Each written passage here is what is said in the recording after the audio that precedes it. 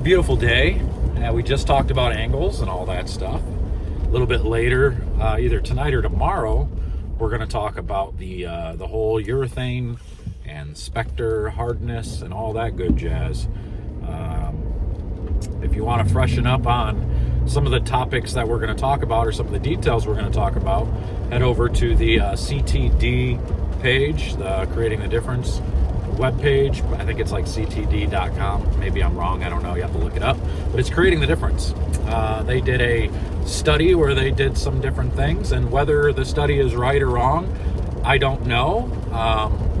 Ron's pretty good at, gathering data and looking at things of that nature. So we're going to look at his study, and I think he put a video out of him throwing a softer bowling ball versus a harder bowling ball of the same ball.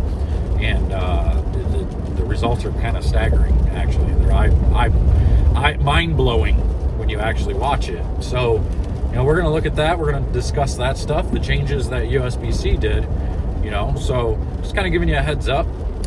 I'm actually leaving the shop where we have been busy it's like nonstop. Anytime I'm home, not on the road, the shop's pretty busy with lessons and drilling balls and everything else. It gets pretty crazy. It's pretty hectic. And then when I'm trying to get there early to practice, working on the physical game stuff that I have, the issues that I have, which today, that's what we'll talk about. Today and yesterday have been mostly about grip pressure. My hand, for some reason, I think because of the changes that my body's been going through, maybe my hand has shrunk, and I've actually had to back off on my pitches a little bit. I think my flexibility is getting better. Just all kinds of things have changed because I was really grabby, really gripping the ball, and that's why I was seeing the 4-pin, 10-pin ball reaction. I'd throw one and it'd 4-pin, I'd make a little move and it'd 10-pin because it's using up energy. And it also had to do with that angles video, because my angles were always way too open, and it was because I was grabby. When you're grabby like that and you're gripping the ball and you're holding on to it too long and you're trying to hit up on it and everything else, trying to make the ball hook, it forces you to open your angles up. And then when you open that angle up, your angle through the pins isn't as good, unless you can do something crazy or getting your hand around it, but then you're taking your room for error away. So I figured out today that I don't use enough surface on my bowling balls, and along with the grip pressure, once I got my grip pressure down, the ball shot off my hand faster. My ball speed went up. My rev rate stayed the same, so I'm still at like 460. Rev rate stays the same. Ball speed goes up. Now it forces me into more surface, which then only gives me a little bit more of a footprint on the lane, and I can create a little bit more rounder shape. I have room right, and then with the quickness off my hand, it creates a little room left as well. So I was playing around with that with the new Conspiracy Sheen today, with the new Speed and the Defender. So a couple of strong bowling balls, doing the testing with that type of stuff. I also, there was a couple closeout balls, some Result Solid. I got a couple of 15-pounders that I bought for myself as testers. I'm going to try some off-the-wall layouts and show the difference between, a off-the-wall pin-up layout and an off-the-wall pin-down layout, and see the big difference between the two, or if there is a big difference between the two. Because I'm more or less trying to show whether I can get pin-down stuff to float better than I can pin-up stuff. Sometimes the pin-up stuff is just going to get going more forward, and kind of give you that hook stop type of look, because it's going to be a little quicker off the spot. It's going to react faster.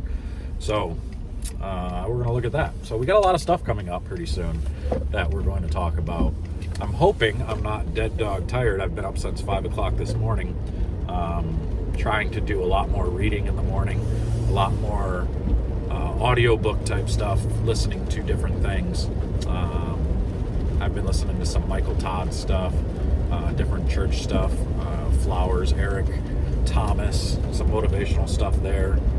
Just a lot of different things that get your mind going in the right direction in the morning. Because there's, just like I was posting, anybody that's got me on social media, follow my fan page on Facebook.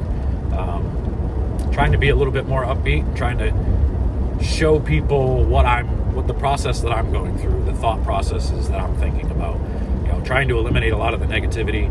It's really hard to get rid of negative people because there's some people that there's nothing you can do about it. you just try to avoid it and ignore it as best you can. And it's really difficult because I'm always the person I'm confrontational. When I see a problem, or if I see somebody talking about me or talking poorly about me, generally I want to know why, because most times when somebody's talking poorly about me, it's somebody that doesn't even know me. I'm trying to be a little bit more mindful of some of the things that I say and do. Doesn't always go easy, doesn't always go well, but all I can do is, just like I said the other day, just try to be better every day. Try to be a better version of myself every day. You try. And I say that because there's going to be days when it doesn't matter. When it doesn't matter and you just blow up and you're just having a day, and those days are hard to move on from. Those days are hard to change your mindset. So you just try to have less of those days, which I have. I've had a lot less of those days, even with everything in my life that's going on, which again, people have no idea what I'm going through. They have no idea what's happening with me. I don't tell people what's happening in my life, but most people don't know that I grew up essentially without parents. Most people don't know that I've lived on my own since I was like 14 years old. Most people don't know that I went through high school by myself, that I had to put myself through school, and that I ended up going to college by myself, and paying for that by myself, and taking care of all that by myself, raising myself as a teenager, and paying all my own bills. And people don't know these things. People don't know me. What bothers you about the PBA Tour? The attitudes, the egos, the cliques, the groups of people that sit around talking about each other. That's why I stick to myself. Because of that, I've got my certain select few friends that aren't PBA members that go bowl stuff like the Masters, like the guy that I'm going to go room with at the Masters this year. Good close friend of mine. Normally I'll stay by myself because I don't want to deal with all that stuff. I have my kid with me usually, and I don't want to deal with a group of people just sitting around a table talking crap about other people. Like it's not my thing to do. I don't, I'm not. People want to do that, more power to you, I guess. And just keep it in your circle, I guess, but you're never going to catch me out bad mouthing people at any point. So it is what it is.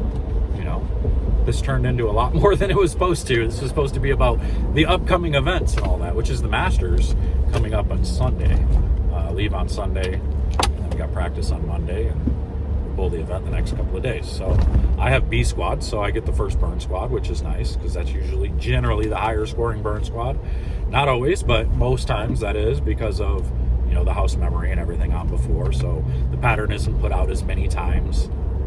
It's basically the second or third time it gets put down. So, instead of, actual C squad and then the next A squad the following day, where it's put out 4 or 5 more times before that, it gets a little flatter, it gets a little tougher. So it's nice to see the B squad early. So I have burn, fresh.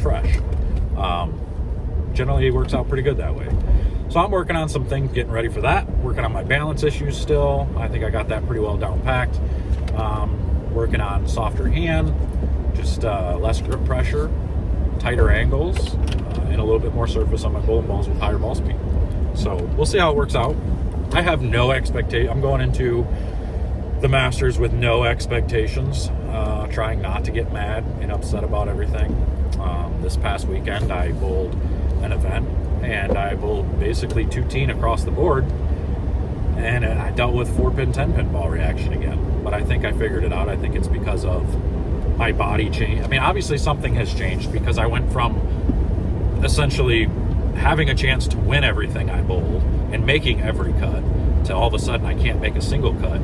And it's not just national tour events, it's everything else with it. So all the time in the gym, all the weight I've lost, the muscle I've put on, the flexibility I've gained has just changed things. And it's just going to take me some time to get used to all the changes and all that. So it's a challenge that I'm up for, and I like it. I like the challenge. If I didn't like the challenge, I wouldn't still be involved in this game, which is another reason why I do so much coaching, because I love the challenge of making bowlers better, so, and that's why I do this channel.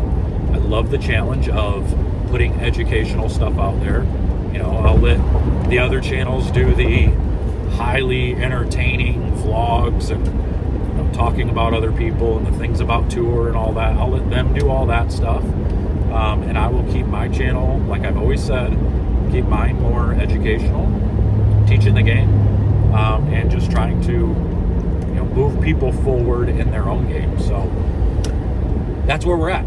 But I'm going to get out of here. Driving home from the shop. It's raining a little bit, but not bad. It's not too bad. It's actually warming up in Michigan finally, which is nice to see. Don't have to wear these big heavy coats. It's not snowing, whereas everybody in Colorado is getting dumped on with snow. I heard a bunch of people got stuck in snowstorms and stuff, so that kind of sucks, but better them than me. So I'll be back at the shop again. I just did a review for the Defender, the Speed, and the Conspiracy Sheen. So I will be posting those pretty soon, and be on the lookout for those on the Bowler X channel. But otherwise, I'm out of here. We'll see you guys next time.